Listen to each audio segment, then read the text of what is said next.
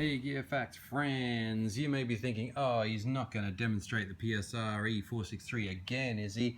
And the answer is no, I'm not going to do that.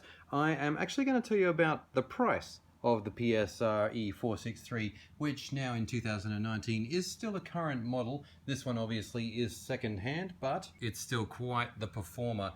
If you consider that one of these second-hand is going to cost you about $300 Australian, say about 240 US dollars, what can you get for the same price though, given that the market is completely saturated and there are more than just keyboards to choose from? We've also got synthesizers, workstations, and all kinds of other music making devices, and it's hard for a consumer to think about what is going to fulfill all their needs. So I'm going to run through a couple of possible alternatives that go for about the same price, and I'm going to discuss what they lack and perhaps what they add a little bit extra that could be better for your needs. This is something that all consumers should think about.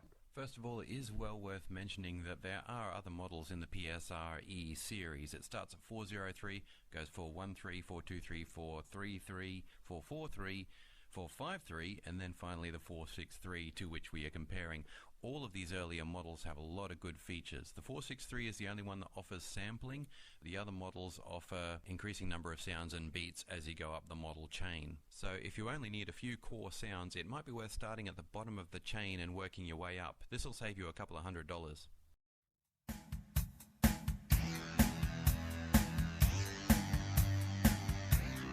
Of course, the big competitor is Casio CTX series. These keyboards are really hard to operate, but they offer amazing sound. They're clearly superior to the PSR E-series. These keyboards would meet the needs of somebody who had performing in mind, not so much somebody who wanted to work with composing. So again, look at your goals as a performer. Maybe just having the right sounds is what you need, and you don't need to pay the money to do a lot of synthesizer programming or composition in its electronic form. The CTX series is perfectly capable of that, but like I said, very difficult on the programming side of things. On the performing side of things, wonderful.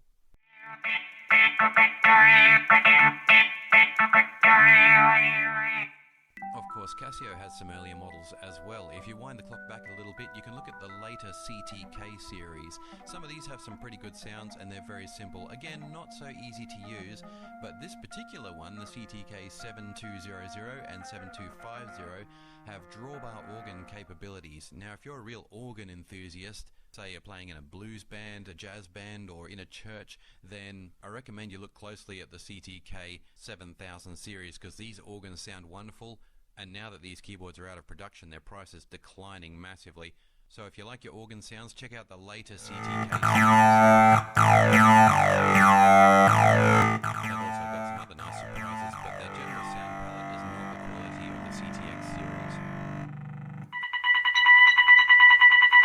What if you are just working at home though, and you are just a fun lover? If you just like to switch on an instrument and have a wild time with it, then I recommend you look way back through history. This one's a DJX, one of my all-time favorite keyboards. It was designed just for people who wanted to work with sound, to synthesize, to blend beats, to create all kinds of weird noises. It is non-stop fun, and you can pick up a DJX for well under $200 now. And despite being a model that's over 20 years old, you can still pull surprises out of this keyboard that will impress your listeners and give you a really enjoyable time. Another keyboard with similar capabilities is Roland's EG-101. Historically speaking, it has turned out that there are people who love this keyboard and people who absolutely hate it. But like the DJX, it really does do a bit of everything. It also has a massive set of speakers. These are quite hard to find, but they certainly won't cost you as much as a Yamaha PSR-E463 off the shelf.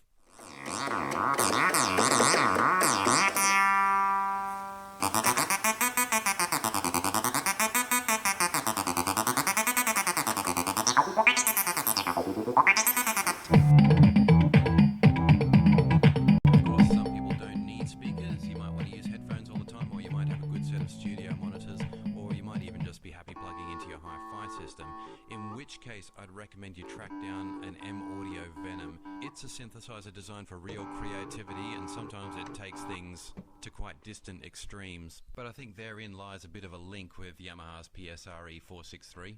M-Audio's Venom, however, will take you much further as far as sound goes. So if sound and synthesis is your focus, then maybe this is a good alternative. Again, you'll save yourself at least $100. Finally, I urge you to consider how closely you'll be working with computers. There are some great controllers out there. Some of the controllers, like Korg's Triton Tactile, will also have onboard sounds, so you can take this out and perform, but it's also extremely integratable with a computer system with its knobs, sliders, programmable buttons, and even a touchpad on board that can control the mouse movements on your screen. Placing sound generation in the hands of a computer can save you a heck of a lot of money, but the MIDI controller market is very saturated and very competitive, so again, consumers, you do have to be very careful what you buy. I do like the Triton Tactile because it has those onboard sounds, so it can be a standalone thing, but be aware there is also a Korg Tactile without the word Triton in it.